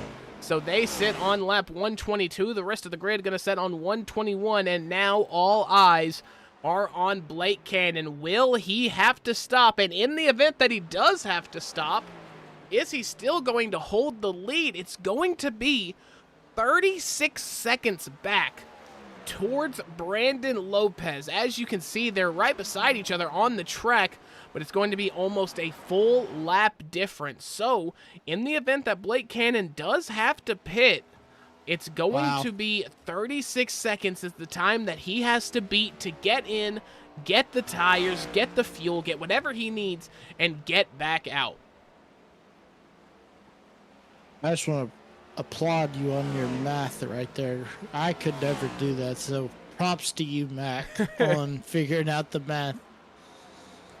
Well, hey, when a car goes vroom very fast and hasn't gone into the pits as much as the others, you know something's brewing in the head of Blake Cannon, and here he comes just like that. It's going to be the 44 of Blake Cannon coming into the pits. GT Irizarry going to follow suit and come in right behind him. So this duo, although they are fighting for the win, they're going to have a little bit of teamwork here as they get back out and get up to pace. If they fight each other, that means the likes of Brandon Lopez, John Smith, they can get back into the fray. So now we see Brandon Lopez coming around turn number 3. He's about to exit turn number 4. And this is now going to be live, ladies and gentlemen. So if Blake Cannon and GT Irizarry come out truly in front of Brandon Lopez, then that is going to be for the position. Well, I was going to say, Chris Toppings is actually your leader back. Yeah, Chris Toppings, he is another one of those drivers. He pitted last on lap 91, so I feel like it's only safe to say that here he comes. I believe he might be out of fuel. He was going 65 miles an hour on the racing straight. I mean, it's so quiet you could hear a pin drop right now in the arena from how spread out these cars are. And yes, it is going to be Brandon Lopez who has taken the lead, Emmett. So with 10 laps to go, GT Irizarry and Blake Cannon are a few seconds down. You know, and look at this. Irizarry actually jumped Cannon in the pits. Yes. That did indeed happen. Not sure how exactly that was the case. Well, I can tell you how. GT Irizarry had a 10-second pit stop compared to Blake Cannon's 15.35. So a 5-second buffer there in advantage of GT Irizarry. So now all eyes are on him as they are trying to chase down Brandon Lopez and John Smith. Now, I want to remind you guys, they both pitted, and when I say they both, I mean Brandon Lopez and John Smith. You're effective 1 and 2 right now. Brandon Lopez up 19 positions. That should not be ignored. But these drivers pitted on lap 109. So GT Irizarry and Blake Cannon pitted on lap 124. So the tire advantage is going to be in the hands of GT Irizarry and Blake Cannon. But if they battle, if GT Irizarry, who just ran purple, followed by a Blake Cannon purple lap with a 32.83, but if these two battle and they spin the rest of this 8 laps trying to get past each other, Brandon Lopez and John Smith might just have themselves a heist of the century, and they might be able to finish 1 and 2. Yeah, and then also, you know, the thing that's interesting also is how does James Johnson race these two, especially Blake Cannon? Well, James Johnson is currently sitting in P12. He is really no longer in the equation. However, the cars behind him are so very much in the equation. Blake Cannon going to be getting around GT Irizarry. You saw while we were focused on the 48 of James Johnson. So the lead now goes to 1.16. That is the lead that John Smith in P2 has over Blake Cannon in P3. It's going to be a big, very, very close battle. Just a few car lengths up the track here for Brandon Lopez. Brandon Lopez is lapping slower than John Smith, by the way. So this natural occurrence of things, Brandon Lopez being the leader, however, running slower than the car behind him, it's going to overall slow these two drivers down, and Blake Cannon and GT Irizarry might have a real chance to catch up. Well, the thing is also, as Blake Cannon got around GT, meanwhile, the thing is also, Mac, all Brandon Lopez has to do is get back to that white flag, and the race is official if the caution comes out. So, I mean, with 5 to go, I mean, I get the strategy. I mean, Brandon Lopez has been hungry for a long time, been a bridesmaid several times, never a bride.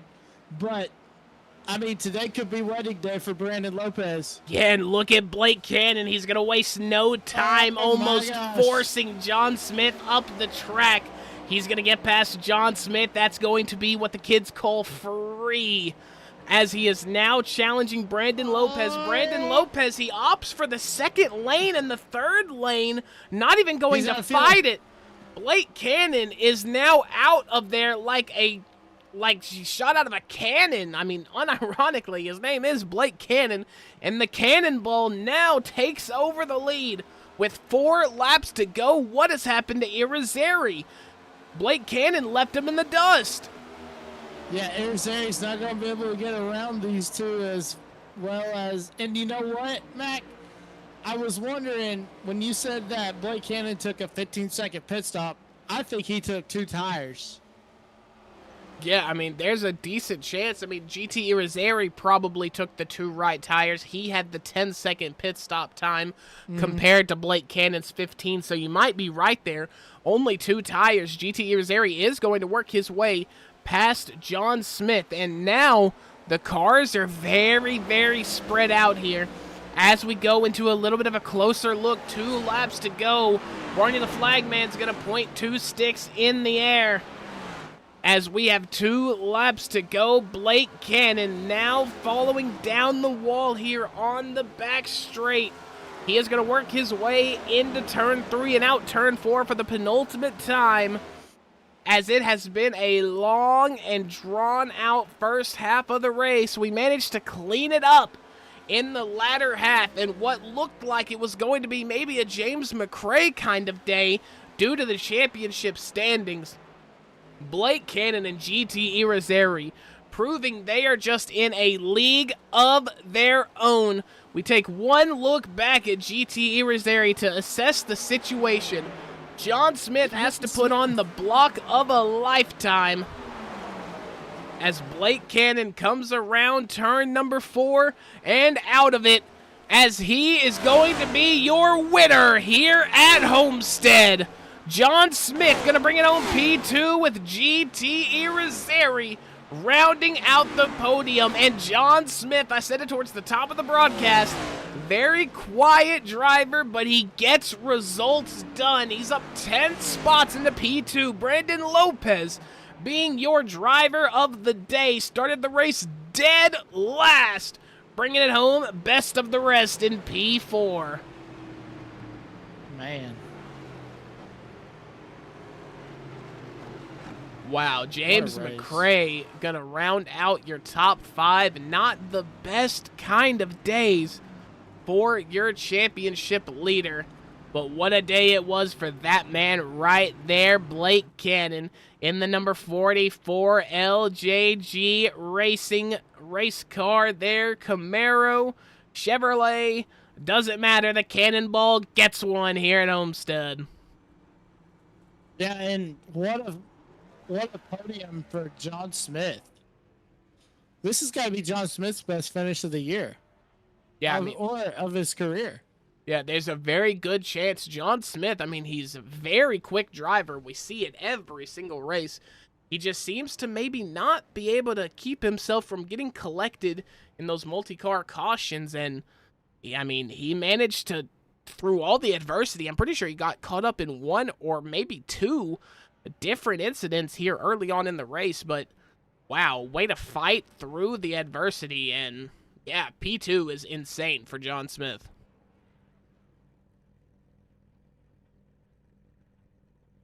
Good little smoke show. A very, very good smoke show going on there. We'll run you through your results before we get into the Apex Racing post-race show. Blake Cannon led 101 laps to be your winner here tonight. 2.1 seconds behind him was John Smith, part of Nap Daddy Racing, and GT Irizarry rounding out that podium. And then down the line, it goes Lopez, McRae, Kohlhaas. Good finish for Kohlhaas here, P6 for the Mohica Esports driver, Brandon McLaughlin in P7.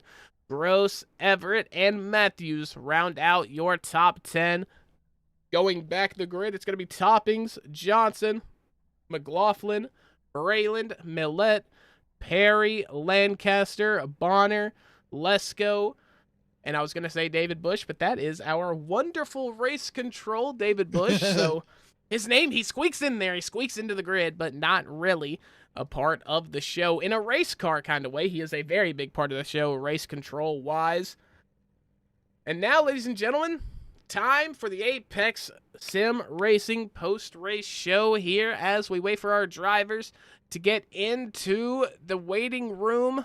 And wow, I mean, let's just go back and look at that white flag run from Blake Cannon one more time, Emmett. I mean, wow. Yeah, the race just came to him. He had the whole world in his hands here tonight. Yeah, great run for Blake Cannon and huge for that team with LJE Power Racing, huge win, and Blake Cannon might be somebody to watch for when we get to the chase, Mac. Yeah, I agree 110%. As our first interview is going to be with your P3 finisher here tonight, GT Irizarry. Mac and Emmett up here in the booth. You got a copy? 10-4, y'all. Hey, we're doing good, GT. It was good to see you putting on one heck of a show, but after that last pit stop, it seemed like Blake Cannon just was on a different level when it came to pace. You know, what did it feel like just kind of watching him go into the distance? Well, I took 2 tires, so that's the only thing I could do to try and get by him and hopefully loosen the car up, and it did. But then after about 3 laps, I was good for about 3-4 laps, and then he got too loose, and he had his teammate up there. There was a lap down, 48, and that didn't help matters any. Kind of wish he would have moved over, but I mean, he's trying to stay from going a lap or another lap down, so it is what it is, man. I mean, the only chance I had was just take 2 tires. He took 4, so I mean, if we could have held him off, we could have, but I was throwing a Hail Mary. Yeah, now if we look ahead towards next week, you're going to be racing in Nashville. It's going to be 140 laps. It's not going to play exactly how Homestead played out here tonight, but is there anything you can take here to help build onto your championship chase here in the Tobacco Road Sim Racing Cup Series? Yeah, Nashville's the only thing that would be a like, close to a like is in Homestead is just going to be consistent. You just got to stay consistent with your laps. With these next gen cars, it's I don't know, it's just they're different, man. It's what you learned coming up in the ranks, with saving tires and stuff. It just does not work with these cars. Or at least it doesn't for me. I haven't figured it out. But the main thing about Nashville is just being consistent, and just hitting your lines, and I think we'll be all right there. I mean, it's a fun track. I like it. I'm not going to say I'm like Superman there, but I definitely like the track, so I'm excited to go there. Yeah, of course. And we'll let you get out of here and celebrate your P3 finish here tonight. But before we let you go, is there anybody you would like to thank or shout out for the performance here tonight? I appreciate you guys for doing this, and Tobacco League putting it on. My teammates out there for helping me, get some practice laps in there and learning off of each other. And yeah, good win to Blake there. Yeah, well, thank you for joining us here tonight, GT, and congratulations on your podium finish. Hopefully we see you next week at Nashville. Definitely, brother. Appreciate it. So that was GT Irizarry. Now looking ahead towards our next interview. It's going to be the 47 of John Smith. John, wow. I mean, in no way do I mean to be disrespectful, but you are a quiet racer. I think that has kind of been established throughout the league. You have your quiet nights, but you're always in a sneaky spot to take the opportunity that is given to you. And tell me, is that kind of how tonight went, or did you just genuinely feel like you were fast in your 47? Yes and no. I feel like they've made some changes to this update or setup to this car, and it felt a lot tighter than it has before at Homestead. Especially with the track temp being where it was at. I don't think it should have been that tight. So came to the race feeling good. I like Homestead a lot, and then started practicing and did not feel good. So started trying to make a little bit of adjustments there, figure out what I needed to do, and realize that I couldn't beat Blake in any capacity, no matter what. So I was got to beat him off pit road and then try to stay out. And I was actually going to make it to about lap 103, which made it a one-stop race there at the end where everybody else had to take two. And that caution in lap 90 something kind of messed me up there. But yeah, just me and Brandon Lopez working together. Can't beat him by raw speed, so we have to try to out-strategize him. Yeah, Blake Cannon. I mean, we've nicknamed him the Cannonball for a reason here up here in the booth. He is a very, very fast driver. But we look ahead towards Nashville and the latter half of the season. Does a finish here tonight at Homestead give you a lot of confidence or maybe momentum going in towards the second half of the season? Yeah, I mean, I like Nashville too. We're going to Nashville is what you said? Yes, sir. Nashville next week. I love Nashville. It's one of my top 5 tracks, and hopefully the setup don't feel too much different there as it has before. I haven't driven the Next Gens in a while, but yeah, a little bit of momentum swing. I've never been a short-term or short-run driver. I always kind of did better of the long runs and green flag runs, so hopefully keep it green flag laps, can save a little bit, get some teammates working, and follow Blake around a little bit, see what he's doing, try to figure out how to run that track better. Yes, sir. Well, you had a good finish here tonight, a good run. You finished P2. Is there anybody you'd like to thank or shout out for the performance here? Yeah, shout out to Nat Betty Racing, Engine 4 Coffee Company, my teammate Brandon Lopez and Thomas McLaughlin helping me out there, especially Brandon there at the end, give me some shouts. Good run for GT too. I think he could have spun me there at the end if he pulled up to my bumper, and luckily he didn't. I think he took that high side, which saved me a bunch. So thank you to him for being a clean racer and always racing me well. Good job to Blake. And shout out to you guys for the broadcast and the admin put this league on. Well, we appreciate the kind words, John. We're going to let you get out of here and celebrate your P2 finish here at Homestead. That's the 47 of John Smith. All right. Thank you all. And now, Emmett, I do believe you are caught up with our race winner here tonight, the Cannonball, Blake Cannon. Blake Cannon, what a job you did tonight. How did it feel about winning this race? Yeah, just was able to put together a really clean race, and obviously had a lot of pace, but that was a lot of fun. We had a lot of green flag runs. That was a lot of fun battling with Travis early, and then James McRae middle part of the race, and then GT there at the end. These guys, they never make it easy on you. Yeah, talk about last week. We thought you were going to win that race at North Wilkesboro. Had it taken away from you by your former teammate. What was going through your mind when you came up on that 48? Were you getting kind of iffy about how he was going to race y'all when y'all came up on him? I hate to say it, but I just, I don't understand his thought process there late in the race when me and GT caught him. At that point, we're less than 10 laps to go, and and if I was a lap car, I would, sure as hell get out the way completely. But for some reason, he just decided to run in both of our lines and really made it difficult on both of us. So, when you do that kind of thing week after week, people start to notice, and unfortunately, I think that's why at the end of the day we had to let him go. If you don't race with respect, you don't earn respect, then it doesn't matter how fast you are. Right, we spoke with your team owner, Mr. Joe Bonner, during the race, and that's exactly what he said also. But let's shift gears. We're going to Nashville next week. How do you feel about your chances at Nashville? To be honest with you, I am not a fan of Nashville. Feels like it takes forever to get around that place, and you never feel comfortable. So we'll have to see when we get there. I didn't think I was going to be as good as I was tonight after limited practice, but for some reason, some weeks everything just clicks. So tonight I was, I don't know, man, I just felt good all night. Really didn't have to push the car, didn't have to push the issue. I was able to let guys go when I wanted to, and then when I hate to say it, but when I really wanted to get back by him, I just kind of elbowed up for a couple laps, got back by him, and then started riding again. So, but it just shows how tough this league is. I mean, Travis was good early before he got caught up in a wreck.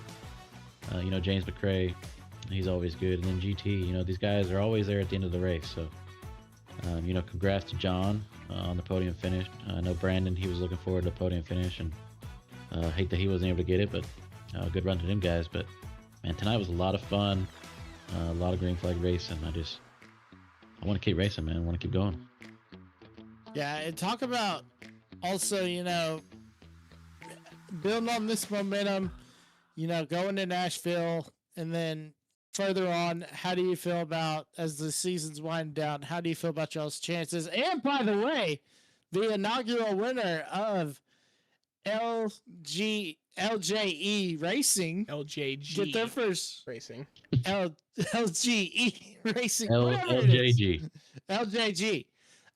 How's it feel to get the first win for y'all's new team?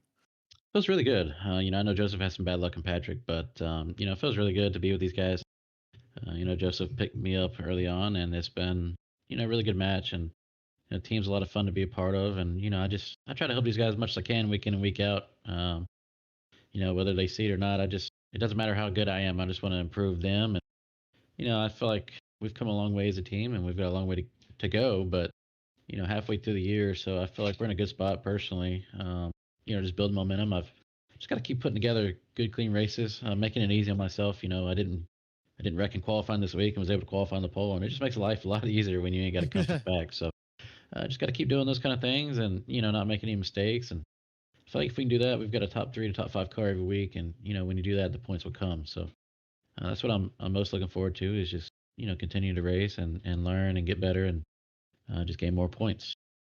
All right, before we let you go, is there anyone you'd like to thank out there? Yeah, obviously everybody at LJG Racing. It's just glad that I can put Joe's name up there and support him. So everybody at Tobacco Road Sim Racing. I enjoy coming out here every week and racing with these guys. All the admins, they do a good job, and then you guys, Mac and Emmett in the broadcast, we do appreciate it, and it's always nice talking to you guys. All right. Well, hopefully we stay talking to you the rest of the season. Congrats on the win. We'll see you next week in Nashville. Thank you, guys. Mac? Yeah, that's going to be your Cannonball. Blake Cannon in the number 44 taking the win here tonight at Homestead. And Emmett, that's going to wrap things up for us. It was one heck of a show here at, well, it says North Wilkesboro, but it means to say Homestead, Miami. That's the one thing I forgot to change. I do apologize for that. Another great broadcast here for the Tobacco Road Sim Racing Next Gen Series. Big shout out to Apex Sim Racing for sponsoring the post-race show and hopping on to the network. Use code RACERNEXUS for 5% off any of your sim racing accessories that you get off there. You can do a bundle builder too, I believe, with Fanatec Moza and Sim Magic last time I checked. So Wow. big names out there. I am currently rocking the Sim Magic Alpha Evo 12 Newton meter with the GT Neo wheel and the Husinkveld Sprint pedals, man. I mean, come on. You can't get any better than that. Also, big shout out to Track Cams for Gourmets. That's trackcams22.com. They provide all the car and track cameras you see here tonight and across all of the Racer Nexus broadcasts here on the network. I have been joined by the wonderful and talented Emmett Crow. My name is Mac Nelson. If you'd like your league broadcasted, get in contact with the boss man, Rob Campbell. He will be able to get you set up in the right direction when it comes to having your league broadcasted. Ladies and gentlemen, take care of each other and take care of yourself. We'll see you in the next one.